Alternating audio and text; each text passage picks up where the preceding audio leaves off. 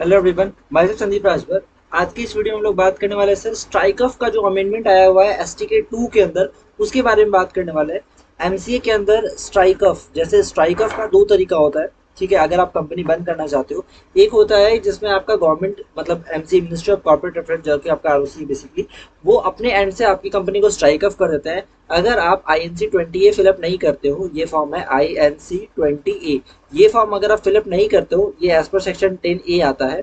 ठीक है, अगर ये फिलअप नहीं करते हो कितने दिन के अंदर सर, 180 दिन के अंदर, जब कंपनी बनी है उससे 180 दिन के अंदर अगर आप ये फॉर्म फिलअप नहीं करते हो तो कंपनी को स्ट्राइक ऑफ आरओसी खुद कर देती है 1 साल के बाद। ठीक है, लेकिन क्या होता है कि जरूरी तो नहीं कि भैया स्ट्राइक ऑफ कर ही देगी। अगर स्ट्राइक ऑफ नहीं करती है तो आपको खुद से फाइलिंग करके स्ट्राइक ऑफ करनी पड़ती है।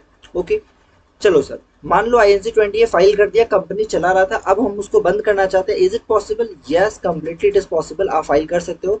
STK 2 नामक एक फॉर्म होता है, ये फॉर्म फाइल करना पड़ता है जिसके लिए आपका 10,000 रुपीज गवर्नमेंट फीस है। ये ठीक है, क्या है? गवर्नमेंट फीस, सरकार का जो फीस आता है ना फॉर्म फाइलिंग का, उसका फीस है 10,000 रुपया।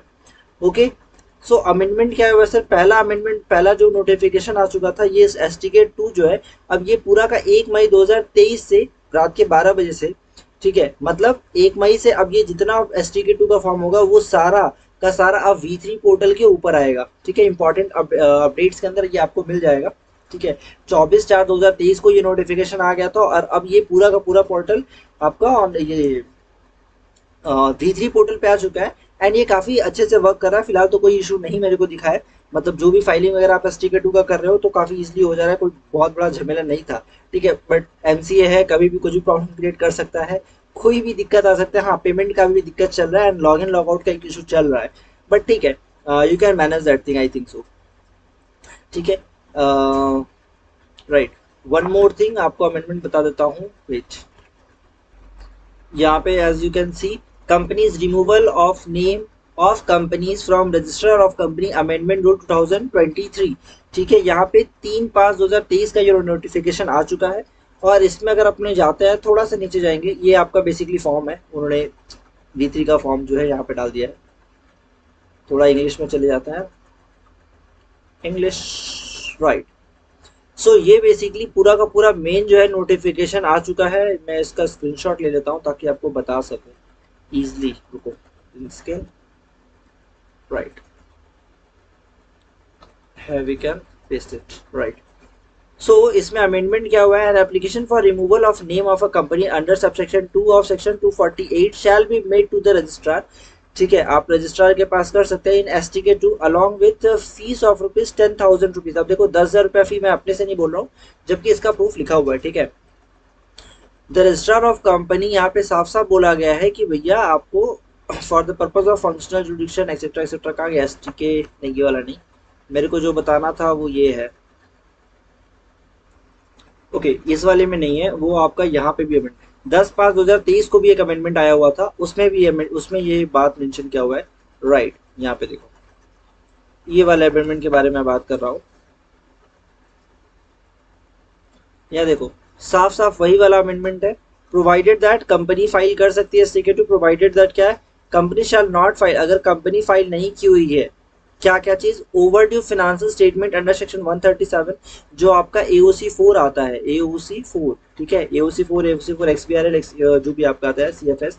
ठीक है, या फिर सेक्शन 92 के अंदर एनुअल रिटर्न, एनुअल रिटर्न मतलब आपका MGT 7 या 7A, डिपेंड करता है आपके ऊपर कौन सा एप्लीकेबल है। ये दोनों अगर आपने फाइल नहीं किया हुआ है तो आप STK 2 मतलब स्ट्राइक ऑफ के लिए नहीं जा सकते। Provided further that in case of a company intent to file application after the action of subsection 1 to 48 has been initiated by the registrar, it shall file all pending financial statement under section 137 and all pending annual return under section 92 before filing the application। साफ साफ बोल दिया गया है कि भैया अगर company चाहती है कि फाइल करे एप्लीकेशन आफ्टर एक्शन, मतलब चाहती है कि भैया हम अपने आप को स्ट्राइक ऑफ करवाना चाहते हैं 248 सबसेक्शन 1 के रिगार्डिंग, हमारा रजिस्ट्रार इसको हटा दे, तो आपको पहले अपना सारा रिटर्न वगैरह फाइल करना पड़ेगा। Provided also that once notice under section has been issued by the registrar for publication pursuant to the action initiated under section 1 of section 248, a company shall not be allowed to file the application under the subrule। ये भी बोल दिया गया है कि एक बार आपको notice मिल गया अंडर 248 सबसेक्शन 5 के अंदर, उसके बाद आप कोई भी तरीके का कोई भी रिटर्न फाइल नहीं कर सकते हैं। आपको जो फाइल करना है आपको पहले फाइल करना है, and this is quite genuine.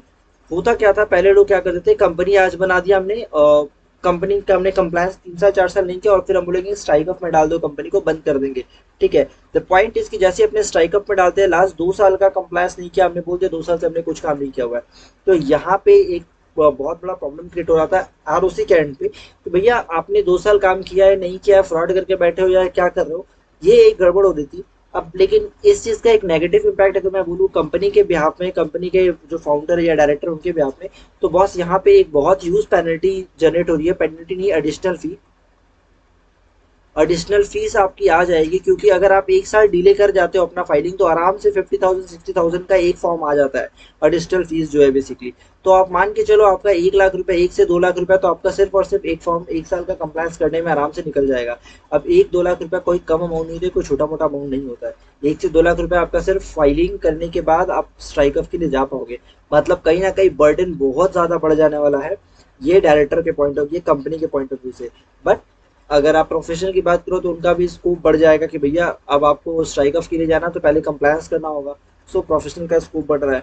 Even जो रजिस्ट्रार है उनकी तरफ से एक पॉइंट क्रिएट हो रही है कि भैया आप कंप्लायंस को स्ट्रांगली लो।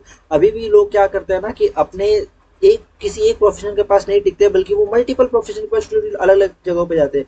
एक जन से एक फाइलिंग करवाएंगे, एक जन से एक फाइलिंग करेंगे, एक जन से एक फाइलिंग करेंगे। अब होता क्या है, at the end of the day उनके पास क्या होता है, तीनों फाइलिंग गलत होती है और लास्ट में पता चलता है कि उनके ऊपर यूज पेनल्टी लग गई। ना वो किसी को ब्लेम कर सकते, ना किसी से रिक्वेस्ट कर सकते, ना किसी से पूछ सकते हैं। तो ये सारी प्रॉब्लम्स आती है जब वो पैसा बचाने के लिए सभी के पास जाते हैं और लास्ट में बहुत ह्यूज अमाउंट का पेनल्टी भर के फंसते हैं। तो ये सभी चीजें हैं जो कि मतलब नहीं होना चाहिए। तो इसलिए आरओसी भी चाहता है कि लोग में एक अवेयरनेस जागे और कंप्लायंस को लेकर थोड़ा स्ट्रिक्ट रहे। द फैक्ट इज अगर आप कंप्लायंस को स्ट्रॉन्ग नहीं करते हैं तो आप कितनी ही प्रॉफिट मेकिंग कंपनी रहे, आपको लॉस मेकिंग बनने में कोई टाइम नहीं लगेगा। ठीक है, एंड बहुत इजीली उस ऑर्गेनाइजेशन को इलीगल भी किया जा सकता है और फिर वो कंपनी को बंद किया जा सकता है, चाहे आप कितना ही रेवेन्यू जनरेट करके दे दो। ठीक है, सो ये अमेंडमेंट था जो आपको पता होना चाहिए कि आप पहले की तरह आप ये नहीं बोल सकते हो कि अब हम 2 साल से कंपनी नहीं चला रहे हैं, स्ट्राइक ऑफ कर देना है। आपको लास्ट फाइनेंस ईयर तक का आपको ये एनुअल रिटर्न प्रिपेयर करना पड़ेगा। एंड अगर आप गवर्नमेंट का ये ले लेते हो तो फिर ठीक है, अदरवाइज आपको प्रिपेयर करना ही पड़ेगा, कोई ऑप्शन नहीं बचा है। आई होप जो बताना था अमेंडमेंट वो मैंने बता दिया। अगर इसमें आपको फर्दर डिस्कशन करना है तो हमारा वेबसाइट thelegaltime.com के ऊपर आप आ सकते हो, कम्युनिटी सेक्शन में आप इसके ऊपर और डिटेल में चर्चा कर सकते हो, अपने डिस्कस करेंगे क्या करना ठीक है क्या नहीं, क्या पॉइंट्स है, एवरीथिंग वहाँ पे हम लोग डिस्कस कर सकते हैं। कोई भी डाउट है आप कमेंट कर सकते हो, व्हाट्सएप का डिटेल दिया हुआ है, आप कोई भी चीज़ें पूछ सकते हो। ठीक है, मिलते हैं नेक्स्ट वीडियो में। जय हिंद।